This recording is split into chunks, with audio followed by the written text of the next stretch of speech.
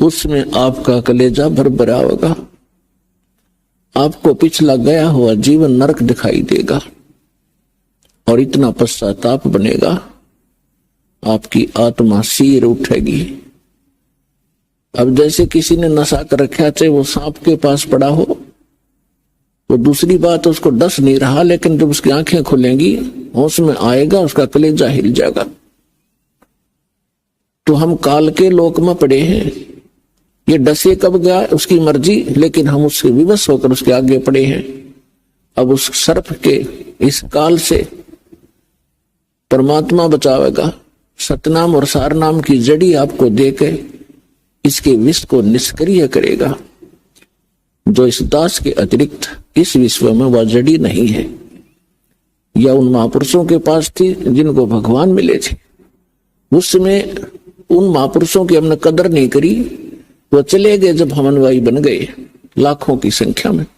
लेकिन संत के रहते उसका आदर और उसकी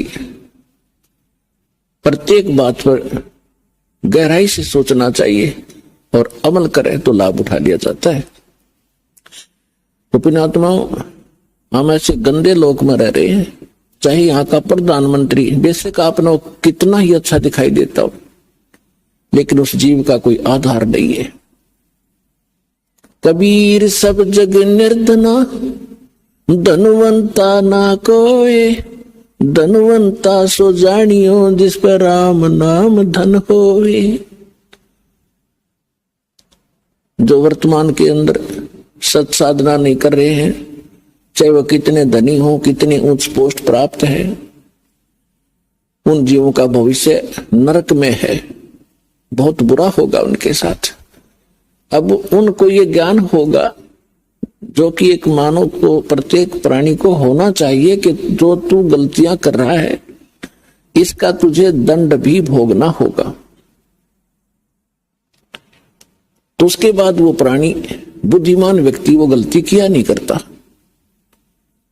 आज जो हाहाकार मची है संसार के अंदर, किसी भी भाग में जाकर देख लो या किसी और फील्ड में देख लो, एक माया कमाना उद्देश्य बना रखा प्राणी ने, चाहे झूठ बोल के, चाहे रिश्वत लेके, चाहे हेरा फेरी करके। किस लिए? कि कोठी बनाऊंगा, अपने बच्चों को अच्छी शिक्षा दूंगा, उनके लिए कार खरीदूंगा, बैंक बैलेंस बनाऊंगा। पुण्यात्माओं, यह भूल पड़ गई।